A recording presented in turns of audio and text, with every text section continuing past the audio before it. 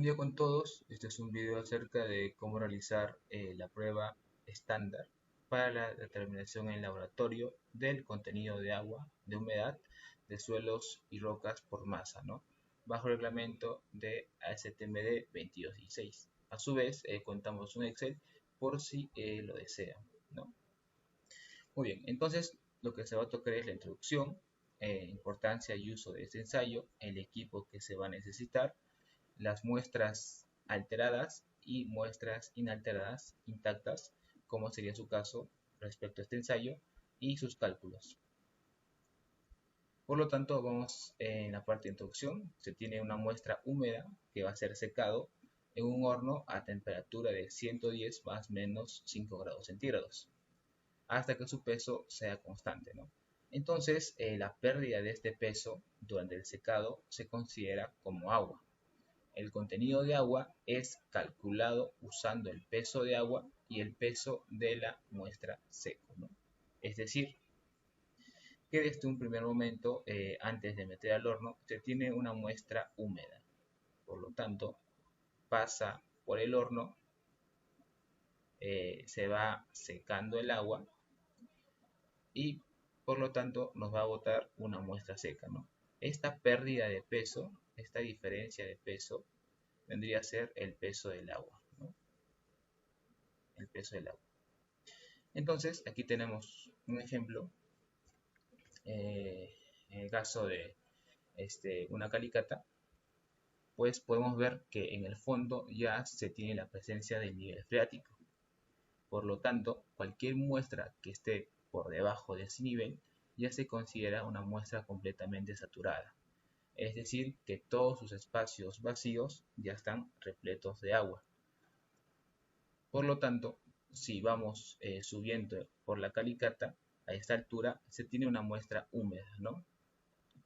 Debido a la capilaridad del sedimento del material que se tiene presente. Entonces, si seguimos subiendo, pues aquí tenemos otro contenido de humedad, ¿no? Otra muestra. Entonces, el contenido de humedad va a crecer de forma para abajo, ¿no? A mayor profundidad, mayor contenido de humedad en este caso. Listo. Entonces, tenemos la importancia y uso, ¿no? Por lo tanto, para establecer una correlación entre el comportamiento del suelo y sus propiedades, es para expresar la relación de vacíos de aire, agua y sólidos presentes en un volumen dado de material. Muy aparte de esto, junto con los límites líquido y plástico, según el reglamento ASTM 4318, es usado para expresar su consistencia relativa o su índice líquido, ¿no? Como ya se explicó anteriormente, el material de por sí se tiene como peso total y su volumen total, ¿no? Entonces, como volumen de vacío se tiene al aire y al agua, y el volumen de sólidos, ¿no? Aquí tenemos el peso del aire, el peso del agua y el peso de los sólidos. Y tenemos un dato muy importante respecto a la precisión del contenido de humedad, ¿no? Tenemos en precisión del operador que no puede variar más de 2.7%, ¿no? Más o menos. Y el precisión de multilaboratorio. Es decir, que precisión de un multilaboratorio, su variación será del 5%. Ahora vamos al equipo, ¿no? Consiste de un horno secador, aquí lo tenemos, de balanzas, lo tenemos aquí, de contenedores, son pequeñas taras que sean resistentes al cambio brusco de temperatura, ¿no? A su vez, de cucharón o similar, ¿no? Para poder llevar la muestra. Y unos guantes o alguna bandeja que permite trasladar las taras hacia el horno. Entonces tenemos otro dato muy importante de que cuando el suelo contiene yeso u otros minerales que contienen gran cantidad de agua o cantidades significadas de material orgánico, se debe secar en un horno a una temperatura de 60 grados centígrados o en un desecador, ¿no?, a temperatura ambiente. Ahora, ¿cómo sería este ensayo en muestras alteradas, ¿no? Entonces, para muestras alteradas, como recortes, muestras en sacos y similares, se obtiene la muestra de prueba por uno de los siguientes métodos, ¿no?, enlistados en orden de preferencia. Entonces, como primera preferencia, si el material puede ser manipulado sin pérdidas significativas de humedad ni segregación, el material debe ser homogenizado y entonces selecciona una porción representativa, ¿no? Como vemos en este caso, se tiene posiblemente un material del fondo de una calicata, se procede a cuartear y luego se selecciona de una fracción del suelo, pues el contenido de humedad, ¿no? Entonces se llega a pesar la muestra más la tara, se procede a llevar al horno y una vez seco se procede a retirar y volverlo a pesar. Esta diferencia de peso, incluyendo la tara, ya nos da el peso del agua, ¿no? El peso del agua. Lo que faltaría es el peso del suelo seco, pero como está incluido la tara, se le tiene que restar el peso de la tara, ¿no? Y todo esto multiplicado por 100. Esta vendría a ser la fórmula que lo vamos a ver más adelante. Entonces, esta es la primera opción, ¿no? Si al manipular no va a perder humedad, pues conviene mezclarlo todo para que sea homogéneo y sacar una porción representativa. Ahora, como segundo caso, si el material no puede ser homogenizado, pues se tendría que sacar 5 porciones, ¿no?, de material diferente de puntos al azar.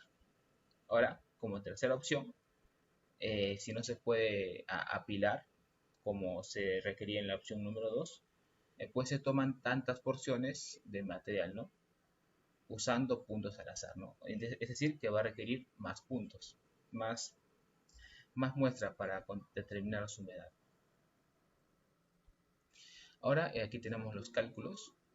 Recordemos que el peso de contenido de humedad está representado por un porcentaje. A su vez, lo que les importa vendría a ser esto, ¿no?, que simplemente, ¿qué es el MW, no? Es el peso del agua, solamente el peso del agua. Es decir, que hay que restarle el peso de la tara y ¿no? Entonces, como se vuelve a repetir, se tiene, por ejemplo, una tara enumerado con T-1 y esta tara pesa 196 gramos y se le agrega una muestra húmeda, ¿no? Una muestra húmeda. ¿De cuánto? Pues supongamos que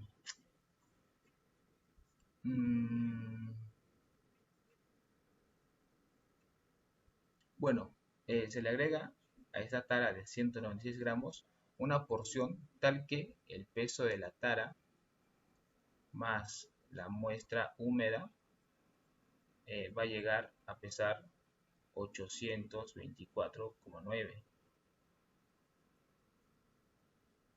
Entonces, como primera instancia tenemos esto, ¿no? Aquí con la muestra. Entonces, esto se lleva a una balanza, se anota este peso, 824,9, luego se procede a llevar al horno hasta que esté completamente seco, por lo general es un día, y cuando se retira del horno se vuelve a pesar, ¿no?, en la balanza la tara, ¿no? Y supongamos que nos da un valor de 813,5. Recordemos que en ambos pesos está incluido el peso de la tara, ¿no? Y nuestra fórmula solo requiere el peso del agua. Entonces aquí tiene el peso de la tara y aquí también tiene el peso de la tara en ambos. Por lo tanto, lo único que va a variar es el peso del material, ¿no? Entonces, si lo restamos directamente, ya se puede obtener el peso del agua, ¿no? Ahora, ¿qué nos faltaría? ¿Qué es MS? Es el peso de las partículas sólidas, ¿no? El peso de la muestra seca. Ahora, como,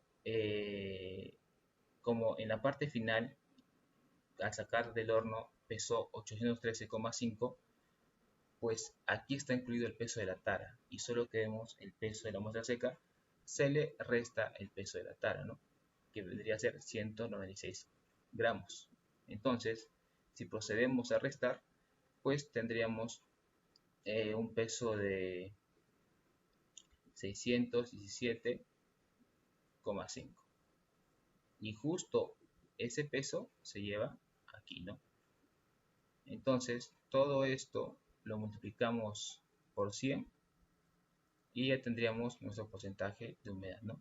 Y justo lo que les acabo de explicar es lo que tenemos aquí en pantalla. Solo de esto. El número de tara, T1, el peso de la tara más la muestra húmeda, se lleva al horno y se retira y tenemos 813,5. Luego ya por cálculos tenemos el peso del agua, tenemos el peso del suelo seco y el contenido de humedad, ¿no? 1,85%. Listo. Ahora, como penúltima explicación, ¿cómo sería el caso de muestras intactas, ¿no? Tenemos como bloques, tubos, testigos obtenidos por medio de brocas y similares, ¿no? Entonces, por lo general, en una calicata se puede obtener un bloque de muestra inalterada, ¿no? Esta tiene un procedimiento en donde se le va a poner a sus alrededores una capa protectora para que no pierda su humedad ni se dañe por dentro. Entonces, una vez que esta muestra llega al laboratorio, pues con un cuchillo u otra herramienta afilada se le corta la porción externa de la muestra, ¿no? Es decir que como que la parte superficial se le vuela y se hace de esta manera para ver si el material está estratificado, ¿no? Y para remover algún material que está más seco o más húmedo que la porción principal de la muestra. Entonces, primeramente se vuela un pedazo para ver si está estratificado y también se elimina lo que está muy seco y lo que está muy húmedo, ¿no? Ahora, si el material, si nuestro bloque de muestra in situ está estratificado, es decir, que presenta más de un tipo de material, pues se selecciona una muestra promedio o individual o ambos, ¿no? Y esto se va a detallar en el informe que se va a presentar. Es decir, que supongamos que este es nuestro bloque, ¿no?, de muestra y tenemos una cierta cantidad de materiales. Lo ideal sería agarrar un promedio de todos y se determina su contenido de humedad. O individualmente, ¿no? Se agarra aquí 2, 3, 4 puntos, ¿no? 4 puntos o un promedio que se va a detallar en el informe. Ahora, si el material solo presenta un solo tipo de material, pues según el tamaño máximo de la partícula, pues escoge un peso determinado que se va a tener que ensayar, ¿no? Entonces, si es material fino, pues a lo mucho va a tener pasante del tamiz 4, ¿no? Que por lo general son 100 gramos. Es decir, que si tenemos arena fina, arcilla o limos, basta con 100 gramos como mínimo para determinar su contenido de humedad. Entonces, para esto pues nos dan tres opciones, ¿no? O bien cortamos a la mitad de esto, o bien cortamos una parte representativa, o bien cortamos la mitad y luego le volamos las partes externas y eso, ¿no? En fin. Y aquí tenemos el formato en donde se determina el contenido de humedad, la muestra, según cómo se va a etiquetar, el número de la tara, cómo está rotulado, el peso de cada tara, el peso del agua, que se va a determinar con la diferencia, ¿no?, que ya se explicó anteriormente.